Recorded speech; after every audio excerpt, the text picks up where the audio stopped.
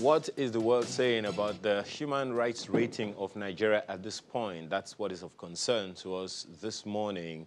And it's something that's been ongoing for many, many years. The United Nations has its concerns. The various countries of the world have their concerns about Africa's human rights rating. And of course, Nigeria in particular, we are also interested. And it's something that's been on for a while, and that's why we want to look at this issue from all the angles that are possible. Here with us in Lagos, we have the National President, International Human Rights and Development Center, Mr. Joshua Alobo. Thank you very much for Dr. Joshua Alobo. Dr. Joshua Alobo. Forgive me. Thank you. That's a human rights violation. No. But you should give me my entitlement. Okay. Well, first of all, we know that there's this World Human Rights Report. What's your assessment of that report, what it says about Nigeria? If you look at the history of human rights violation in Africa, it spanned more than even before the independence of Nigeria. So it's not a novel issue. But the only worry is that instead of improving on the indicators of human rights abuse, those indicators have been on the reverse side over a period of time, not necessarily under this administration alone. Because if you look at the right to freedom of expression, it's one of the inalienable rights of every citizen. And when we talk about human rights, these are things that make you a human being. It's not like Fela will say that government and cannot dash me my property. It's what makes you a human being irrespective of your citizenship. And that is why the Constitution graciously since 1979 encapsulated in Chapter 4 of the 1999 Constitution. And if you look at from all the military intervention in Nigeria politics, that section is what is always suspended in the Constitution. So once the right of the people to determine their governance or to determine what happened or to even hold the government accountable like the media, Section 24 of the Constitution entrusts the media the right to hold the government accountable. And now Section 39 now gives the freedom of expression and also for you to hold an opinion and the right to own a media space. So if you look at the history of the rating of Nigeria human rights, even from United Nations Ministry of Justice, because I did one of my work, my master thesis was Boko Haram, Threat to National Security and Right to Life. Because once life is gone, all other rights become abated. Right. It's just like when you cut off the head, the body becomes useless.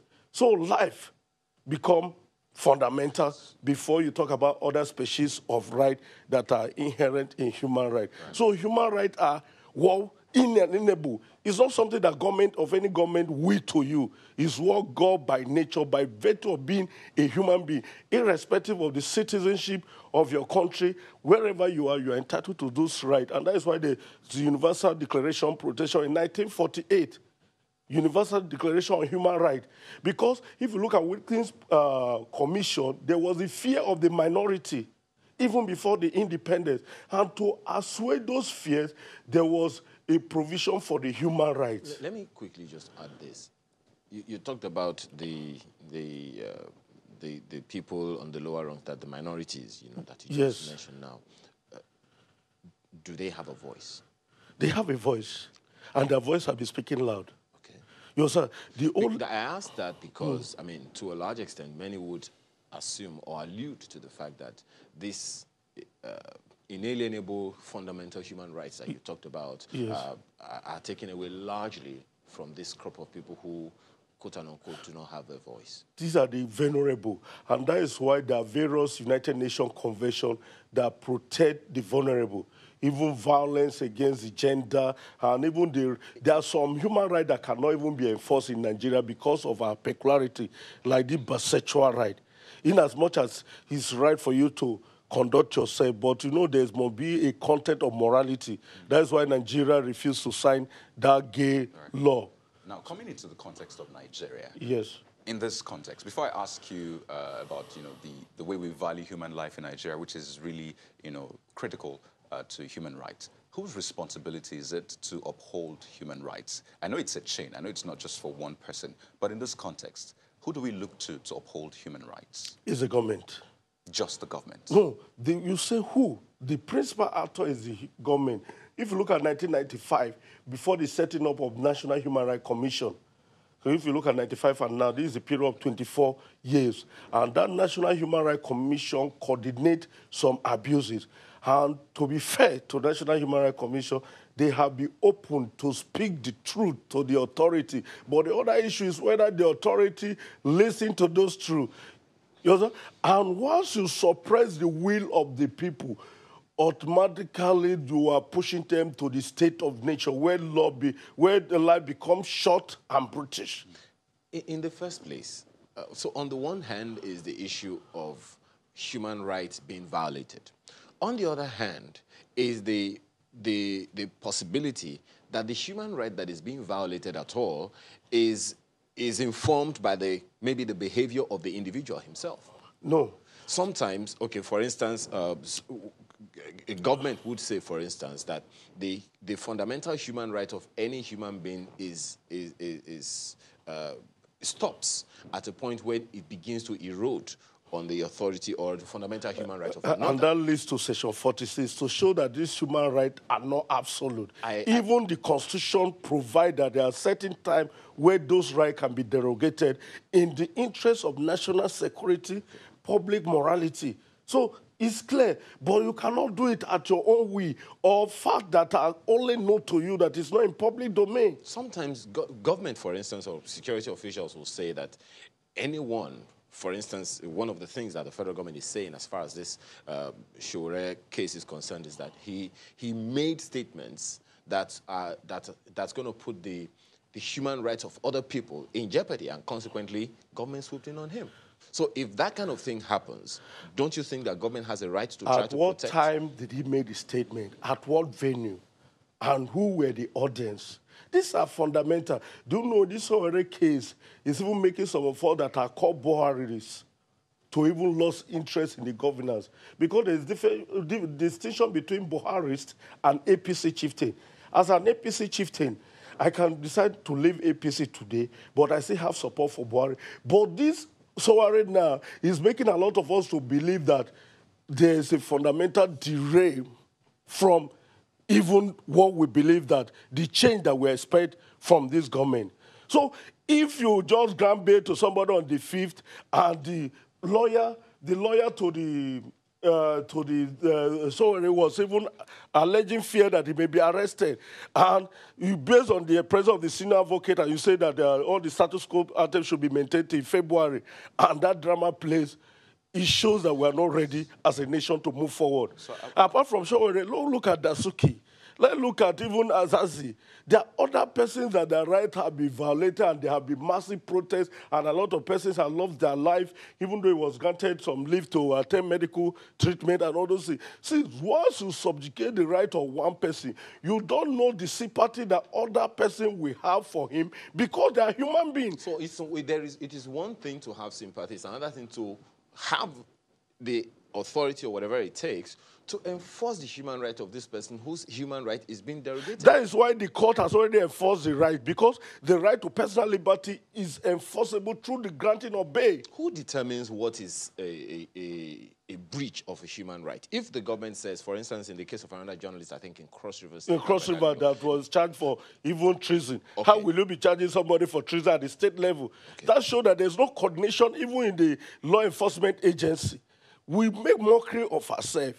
Let's be frank with ourselves. Forget about Sowore. So in that case of that person, that if the government or the security officials do not obey a court order, what happens?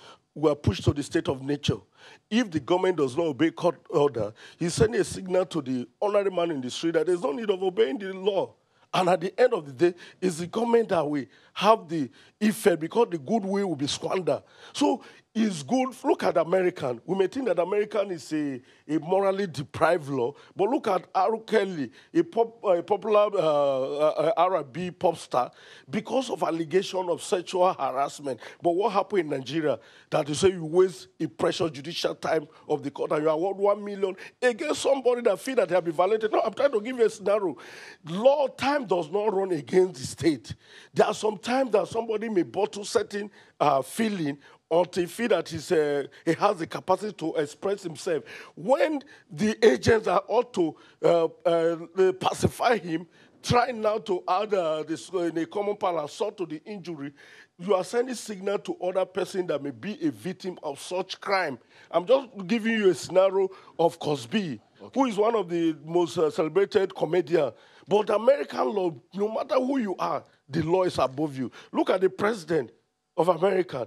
You know, we borrow the presidential system from America, but if the almighty truth can be subjected just because you say, try and investigate, even though there's an official panel now to investigate Obama and his vice president. But the fact that he made those statements against the citizen become an impeachable offense. But in Nigeria, we look everything from the side of political divide because of the economic interest. At the end of the day, our rating as a human being is being debased. I'd like you to speak to this statement which the president made through a representative at the NBA conference. Now, this is what he said, that where national security and public interest are threatened, or there is a likelihood of their being threatened, then the individual rights of those allegedly responsible must take second place in favor of the greater good of the society. But then, as a preceding statement, he said, our apex court has had the cause to adopt a position on this issue in this regard.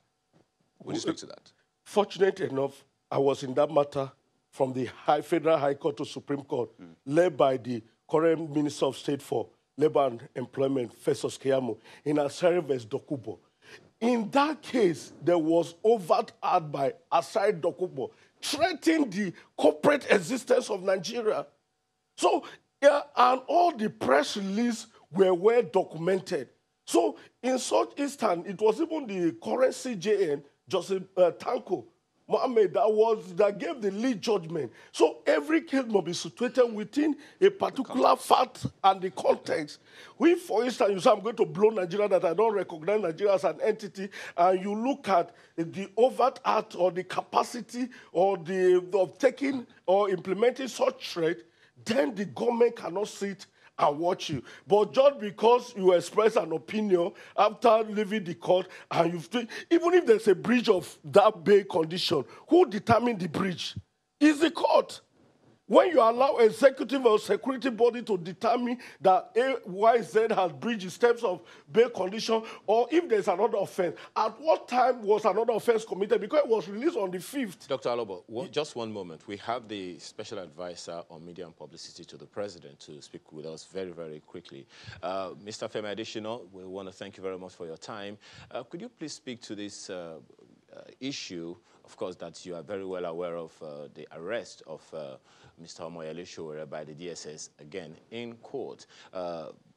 Could you kindly speak to that? Many people are saying that, you know, by all global standards, it's not just the way to go, it's debasing to the image of Nigeria and consequently kind of flouting or debasing the human rights quotient of the nation. What's your take?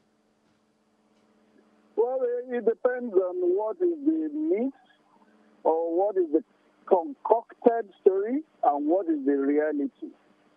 We have had a concocted story with concocted video or with incomplete video, and then the DSS has come out to give its own perspective. I think that then gives us a fairly balanced picture. It still would decide on the predilection of people what to believe. But if you are fair-minded, you are balanced, you are neutral, I'm sure you have a balanced perspective of what happened. As far as I'm concerned, if you ask my opinion, I think what happened was not a desecration of the temple of justice as it has been portrayed, because the DSS has explained how things played out. Just very quickly, Mr. Adesina, You heard Mr. Femi Falana in all of the videos saying that he had to speak to the DSS officials and tell them, you cannot arrest someone inside a courtroom. In other words, they wanted to do that. Definitely, that would have derogated, some image, in your opinion. What do you think? You're a journalist. You can also give us some perspectives. Falana is not a neutral party. We know the side where he belongs to in this matter. So therefore, his opinion will not count much. If you want a balanced perspective, you listen to him, you listen to the DSS, and you can come to what is a fairly balanced perspective of what has happened. Mr. Falana is an interested party in this. So I won't say his words 100%. All right, just one more thing, Mr. Adesina. You have seen the response of a lot of Nigerians across social media and conventional media. Dr. Alobo was just giving his perspective. And from what we are seeing so far, a lot of Nigerians are not happy with this development. What do you have to say to Nigerians on this? I don't particularly agree with you. When you say a lot of Nigerians, you know that all this noise may be coming from less than 100,000 Nigerians. And the noise will be so loud that you think it's the whole country. It's a country of 198 million people. When 100,000 are making noise in the media, both social and traditional, now you think the whole country is in an uproar. There are millions and millions and millions of people who are not bothered. Millions and millions of people who understand what the issues are. So you can't just take the opinion of a local minority and you then conclude that the country is in an uproar. That is not correct. Mr. Femi Falana, Mr. Femi Adesina, Special Advisor on Media and Publicity to the President of Nigeria, thank you very much for your time. Thank you. Thank you. All right, we'll take this to Abuja. Maokwe has a guest on standby. Maokwe. Thank you, Ayo. We have with us this morning Mr. Anthony Ojukwu, who is the Executive Secretary of the National Human Rights Commission. You're welcome to Sunrise Daily. Thank you, Maokwe. I think I forgot to add this one. He's also the Vice Chairman, Global Alliance of National Human Rights Institutions. I want to find out, have you been receiving calls on the international scene as to what is going on with human rights in Nigeria as a result of the incident we witnessed last week with the rearrest of Omoyele Sowore? Yes, definitely. We have been receiving calls from members of our network to find out what is happening in Nigeria and what the Commission is doing. So it's quite worrisome what we saw happened in court. And we rose up stoutly to condemn it. And our stand in the Commission is these things are simple. If people decide to carry out their law enforcement duties without following the process, they have to be prosecuted and punished for it. And that is the stand of the Commission. Those officials who invaded the court and effected arrests inside the court must be tried. They must be cited for contempt. And we don't believe any law enforcement official should be above the law. In fact, what qualifies you to be a law enforcement official is to respect the law and be law-abiding. And the SSS must give account for that conduct. That kind of conduct is not permissible in a democratic society like ours, and our law enforcement agents must be responsible to qualify them, and they must respect the Constitution of Nigeria. This Constitution is based on separation of powers. That is the basis of our Constitution. And they need to understand that. It's a very simple concept, that every arm of government is entitled to carry its own duties without molestation from the other arm of government. And each arm of government complements the other.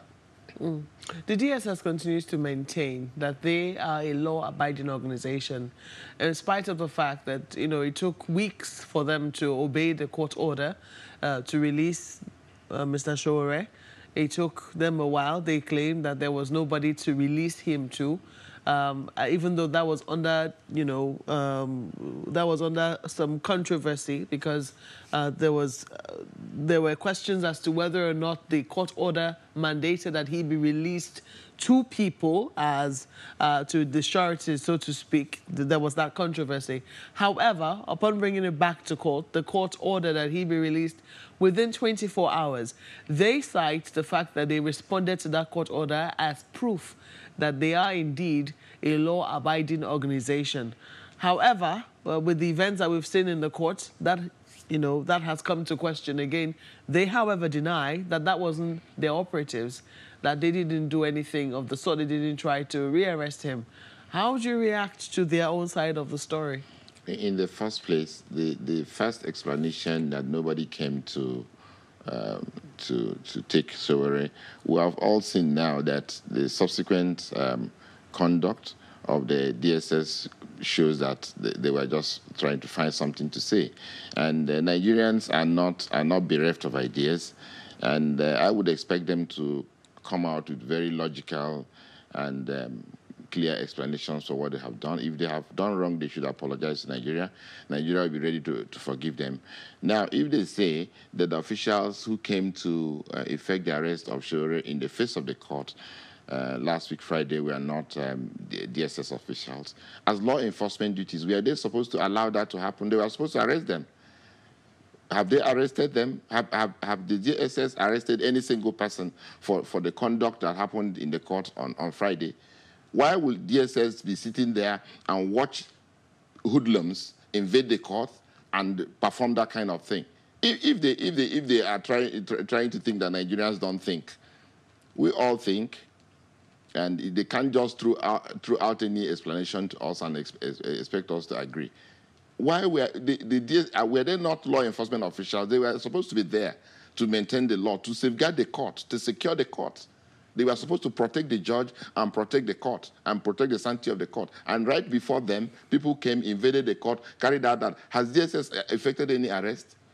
Is it not their duty to have arrested anybody who came to pretend that they were SSS and carry out that? So effect? It will be their duty then to arrest those who, certainly carried out such a drama. That's the only thing that they can do, and Nigerians will be convinced that those people who carried that were not SS officials. Let them bring them and arraign them for contempt in the face of the court. That will be on the one hand. Now we have seen that he was taken, Mr. Sowore was taken by Mr. Falana to the premises of the DSS for questioning, according to them. And since that time, he has been detained. He has not been released till now. What should we say the procedure should be in the case that a court has already granted bail, the client is invited again for questioning, and then right now it has not been released rather? Will the process of asking for bail commence again, or what precisely is supposed to happen here? The point is the impunity with which law enforcement authorities carry out their duties in this country. And I think we should have overgrown this by now, because I know coming from experience of military rule, this is their modus operandi during the military rule. But after almost 20 years of democracy, I think we should have modified some of the ways. You may have a legitimate duty, but the way you carry about it is a matter of process. It is the process that makes it a matter of human dignity, a matter of human rights. If you arrest somebody by beating him, hitting him, you have reduced his dignity. Whereas you can also arrest him like a human being, and there'll be nothing wrong with that. That's the point we're making. Now, if a court has granted bail and DSS does not agree with the bail, they have a legitimate way. They can appeal on it. They can appeal on it. It is not just to flout the decision of the court. And, okay, now, if the first reason they gave was that nobody came to take Sowore. Now, after the suspect... I have to interrupt you. We need to take a break at this moment. We'll come back and I'll let you finish your thoughts. Please stay with us.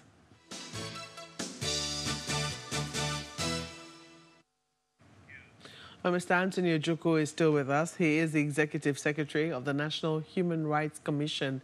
His commission has already spoken up on the rearrest of Mr. Omoyele Sowore, asking that the security operatives involved in the court drama be brought to trial. You're saying that they should be prosecuted, isn't that right? Exactly. Oh, well, so let us go back to what you were talking about the manner. You say that he could be a person of interest to the DSS, but what you take objection to is the manner in which they're going about it.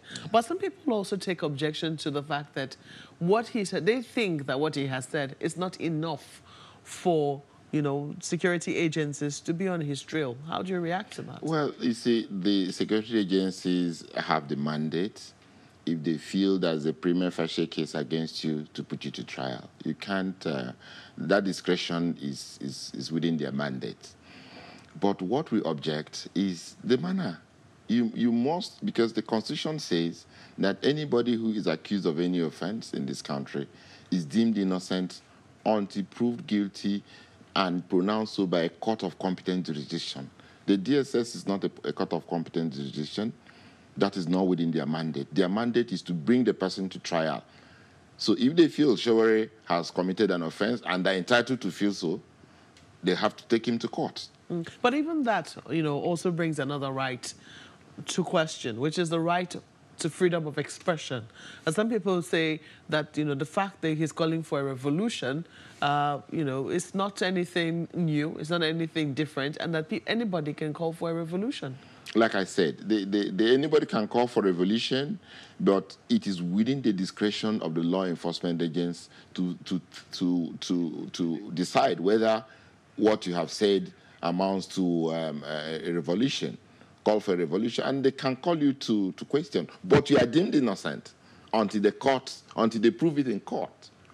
There's nothing wrong in calling Sowore to answer for any allegations of any. It remains an allegation. So the Constitution gives him protection. It says, while this allegation is going on, you are deemed innocent. It is now the duty of the law enforcement agents to bring the evidence before a court and substantiate it. But while all that is going on, you must respect his human rights. You must treat him with dignity. And that's all the point we're making. We're not saying he shouldn't go for trial, but the trial process, the way he's arraigned in court and treated, he must be treated like an innocent man until the court pronounces him guilty.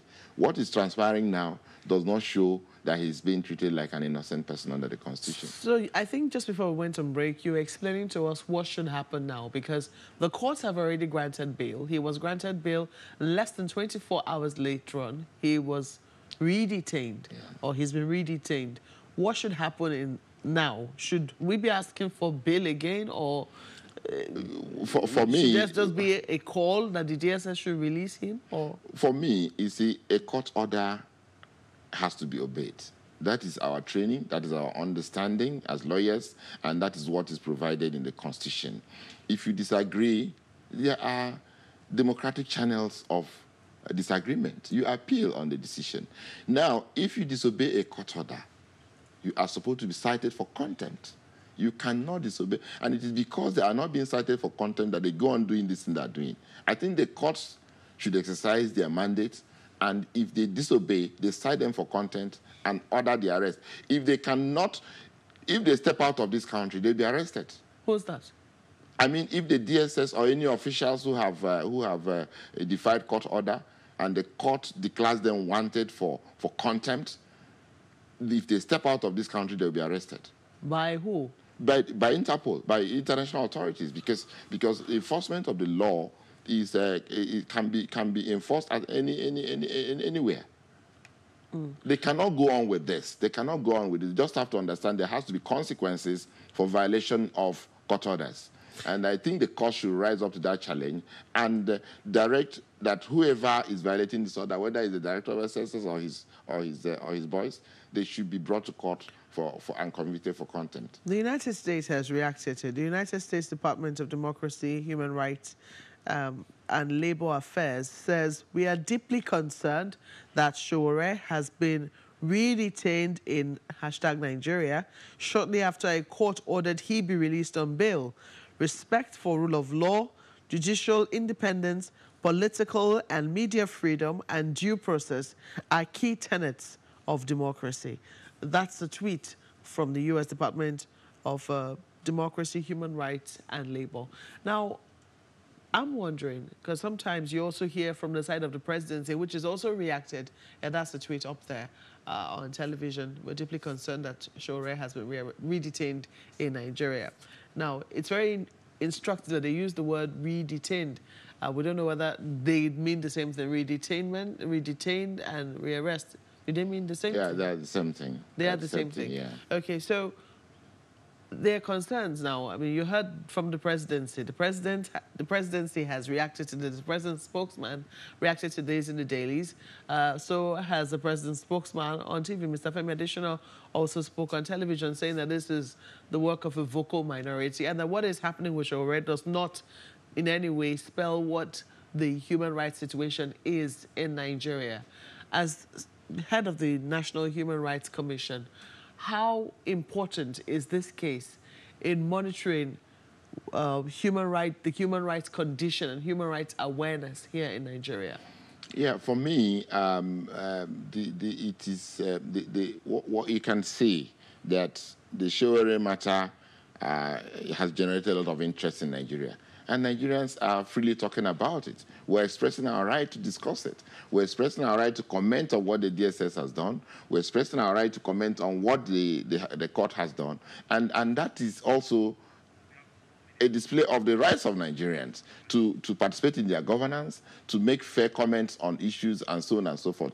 So I think what has happened in Shore case is just the excess of some law enforcement officers, and the appropriate thing is being done. The court has carried out its mandate. The citizens are speaking out, and we believe that, like we directed, that the people who were involved in what happened in court should be arraigned and tried. And once all those things are done, it shows that human rights is working in Nigeria. You know, these are one-off issues that happen, but when they happen, they are taken care of.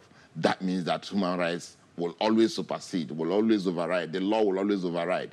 But even in the United States, you know, there are things happen at times. But the point is, the society, the government has a way of dealing with those issues when they arise. And that is the case in Nigeria. So it's not a demonstration that the country does not respect human rights. No. As long as when things like this happen, whatever is right to be done is done. That means that the society is working. Okay, just quickly, I want you to, we're almost out of time. I want you to quickly, say a word or two on this issue of sexual-based violence. This is as the 16 weeks, as this 16 days of activism on sexual-based violence is currently on. I think it wraps up tomorrow. Yes, I mean, it is the right way to go. We commend all the stakeholders, civil society, government that has taken up this challenge. It became a worrisome case for the Commission because of the number of complaints we are getting. Of course, we also started a public hearing on sexual and gender-based violence, which was a response to this challenge that came up. And now the sexual offences register has been opened. So imagine what the government is doing with what the Commission is doing. All the people will also process during the public hearing. If they are indicted, they will also be entered into the sexual offences register. The point is, all hands should be on the deck, because this is ravaging our higher institutions, is ravaging the churches, is ravaging the workplaces, is ravaging the society at large. And I'm very happy about the 16 days of activism that has raised the consciousness, the crescendo, and that will, lessen the work of the Commission, because a successful campaign like this will certainly lead to a reduction. The point is, there has to be consequences for sexual and gender-based violence. That is what the consciousness is all about. In the past, things happen and nothing happens. But now we are calling on all the law enforcement agents, and the Commission is rising up to the challenge that once there is a sexual and gender-based violence, there has to be a consequence. Well, on that note, we have to say thank you so much for coming on Sunrise Daily this morning. Mr. Anthony Ojukwu is Executive Secretary of the National Human Rights Commission. He's also the Vice Chairman, Global Alliance of National Human Rights Institutions. Well, Sunrise Daily will continue in a moment. Oh, We're going back to Lagos now. Yes, Malpe, thank you. Well, Dr. Joshua Alobo is still here. He is President, International Human Rights and Development Center. Let's take it take off now in this closing moments from what Mr. Ojukwu stopped off, and that's the issue of gender-based violence in Nigeria. What's your take about how we are addressing it? Gender-based violence, I think that has not been actually captured within the RAE template. We only look at gender-based violence as if it's against the feminine, without even looking at the male side. Even though the male side may be minority, but the minority must also be taken into cognizance. There are a lot of things that goes on. Look at like the recent scenario where the former minister's son was killed by the wife. A lot of issues were not even they raised or debated, but assuming it was on that side, you see the women will carry placard. I'm not against them, but we must balance the table to look that even the male counterpart can be a victim of the gender-based violence. Right. Even though the CIWA, there is a convention against domestic violence, mirror more on the female, but the reality is that just like in the law of rape, that man cannot be raped. But if you look at that law has passed that primitive stage of human behavior, because rape in order add like nap tip, also so that it can be done through the mouth or the anus. And if the man has mouth and anus, like the homosexual, you see that the male aspect must also be taken into cognizance. Right. But the vast majority is the female. Right. And we must also look at our orientation. A lot of sexual-based violence happen within the immediate family member. That is why it's largely unreported, because they will use the terminology that it's a family affair. Right. You see like a case at Badagry Okorodu where a father had sexual intercourse with the 4 children, and he was using Lot as a model. Okay. Dr. Yes, I know you wanted to also respond to some of the issues raised about Mr. Moyele Showere's rearrest and DSS activities. I understand you're a member and a chieftain of the APC, and I'd like to know what your perspective is. As an insider, how do you feel about what is playing out? Are you embarrassed? Are you disappointed? What is your take on this? I'm seriously embarrassed because I'm the national president of Intellectual Rally for President Buhari. And most of the work we did, we did not solicit for 1 naira from anybody. And we have not gone to any person to look for contract because we know the monumental corruption under Goodluck Jonathan. So Showore was among those that also canvassed for the re-election, for the change of the matter. If you look at the quotation, there are a lot of persons that are even pro-Jonathan are happy that at least he has reaped what he has sown. So it affected my sensibility as somebody that championed for a new Nigeria. I have a magazine, People's Court, and the title is Provoking Mental Revolution. Revolution must be situated within a context. There's no way like me that travel a lot by the road. We travel from Abuja to Lagos for 12 hours, and you see the sunny state of the road, and you'll be excited. So likewise, when you travel to the east and you see the state of the road, even though Fashola, some people say that they quoted him out of context, there's a lot of things that need to be done. Let's stop this paper governance or something that you just think that Nigeria are gullible. Look at what even the spokesperson said that is a minority. What is a minority? How many people have access to the media space? So if 1 million persons have said that what he's doing is wrong, you cannot term that 1 million as a minority. And this is an advent of social media. And that is why, like I keep on saying, APC, which I'm a chieftain, originate hate speech. Look at what happened at even Lam Mohammed and the rest. Nobody was arrested. Look at the fuel subsidy protest at the Freedom Square.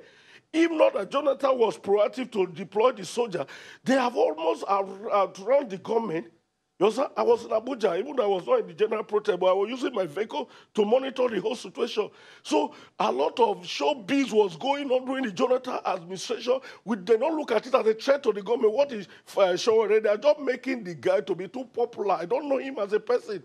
But you have been reading Sahara Reporter right from Jonathan era, a lot of information that they disclose and all those things. So if a media practitioner cannot express his opinion, then what will he do? And this is a man that have a pedigree in activism right from university days. So the DSS, for goodness sake, should not breed another terrorist group. And like I said earlier, my master thesis was on Boko Haram, threat to national security and right to life. It's just suppression of the will of the leader, Mohammed Yusuf, that escalated what we have now as economic Boko Haram. I think that's a fine place to leave it. All right, then, we want to thank you very much, Dr. Joshua Alobo, National President, International Human Rights and Development Center. Thank you very much for your perspectives this morning. I'm grateful. All right, we're back in a moment for another issue, maybe related. Please stay with us.